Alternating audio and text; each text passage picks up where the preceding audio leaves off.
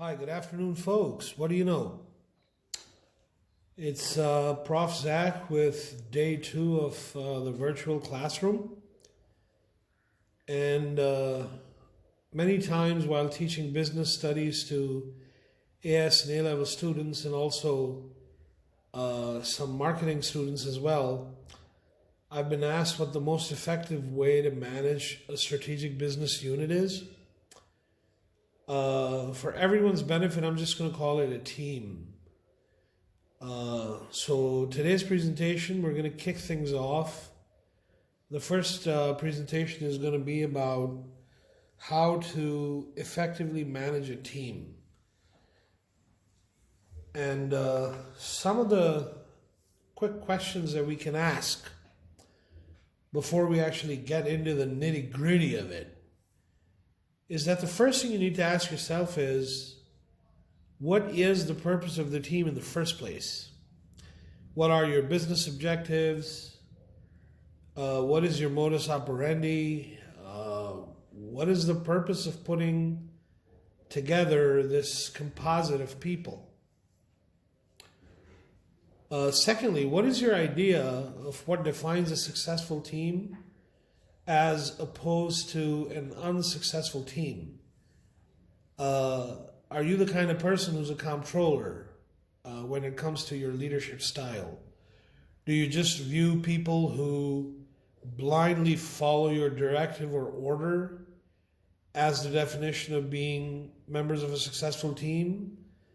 Or people that give you ideas all the time as being members of an unsuccessful team?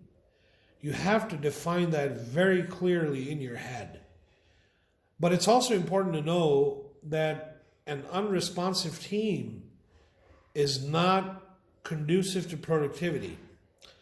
And, it's not going to give you a very measurable output. So you have to really quantify what a responsive team is as opposed to an unresponsive team. So right off the bat, these are some of the questions you need to ask yourself.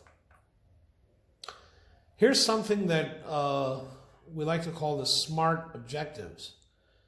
And it reads as specific. Your objectives have to be specific. They have to be measurable. So if you have to put a scale in place to measure performance, like key performance indicators, go ahead and very well do that, especially if it helps motivate people and encourages an aura of competition in the team. Also, your objectives have to be achievable and realistic. You can't give your team unrealistic targets, and then expect them to deliver on them. Also, you have to give them enough time, adequate time to deliver on those variables. What could you, as a manager, who's responsible for the performance of the team, you need to ask yourself what the barriers are to the performance of the team. What is something that could get in the way of team productivity? And in my opinion, if there's an inconsistency among team members, you have to keep in mind that people have different personality types.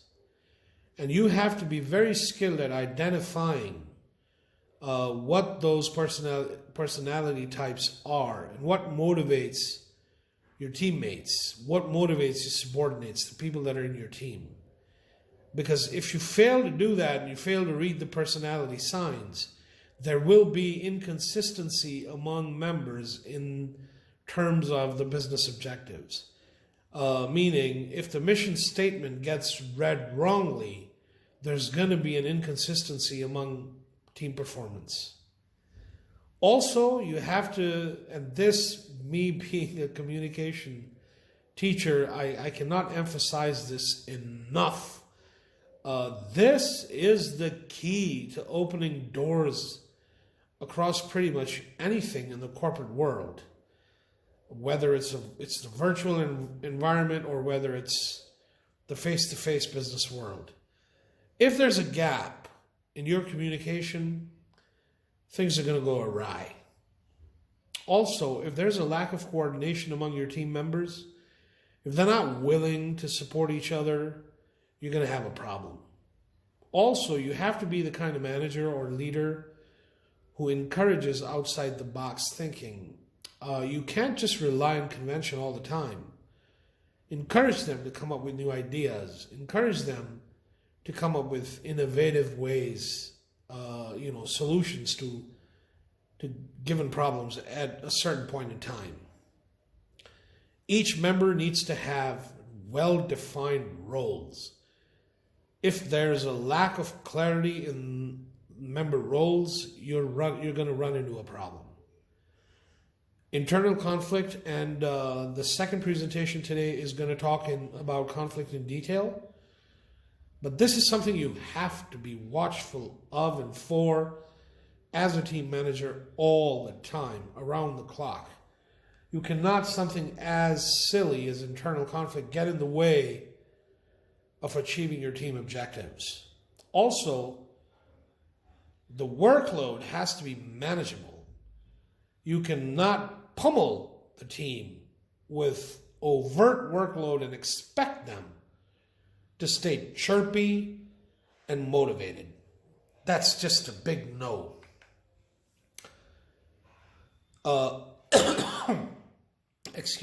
In the team structure, if the ratio of people that are team performers, people that believe in the we ideology, as opposed to, people that are focused on their own self, which is the I ideology, if the I ideology outweighs the we ideology, that's going to be an indicator that your team is not going to develop very well.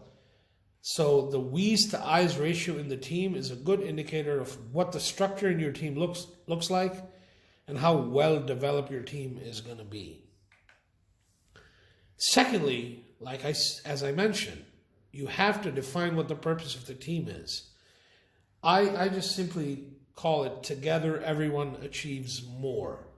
That's the acronym for team in my dictionary. Together Everyone Achieves More. Keep in mind, no one person is ever bigger than the organization. So none of us individually is as smart as all of us collectively. And you have to communicate that to your team across the board. Now, as a team manager, you want to ask yourself, how do teams work best? So teams succeed when members have commitment to common objectives. When every person in the team is committed to a common objective, such as a business directive or a mission statement, that helps. Everyone has to have a well-defined role, and everyone has to have well-chalked out responsibilities. The decision-making system has to be very effective. Communication has to be very clear, crystal clear, in fact.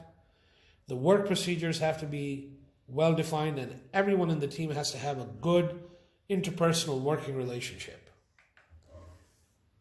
Here's just a quotation that'll help us keep in mind what some of the things we've talked about today are. Treat people as if they were what they ought to be. This is a combination of the golden rule along with a corporate definition. So treat people as if they were what they ought to be and what they can be, and you will help them become what they are capable of becoming, which is a good, i.e., a good team player. You can always do, as a manager, you can always do a quick analysis to determine your own management style to see if there's any chinks in your armor. You should ask yourself, are my goals in alignment with the company's? Secondly, you should ask yourself, are my goals in alignment with the team's? I mean, is the team talking another language, another corporate language, and am I in a different plane altogether? And also you have to ask yourself, does the organization as a whole and the team, see me the way I see myself?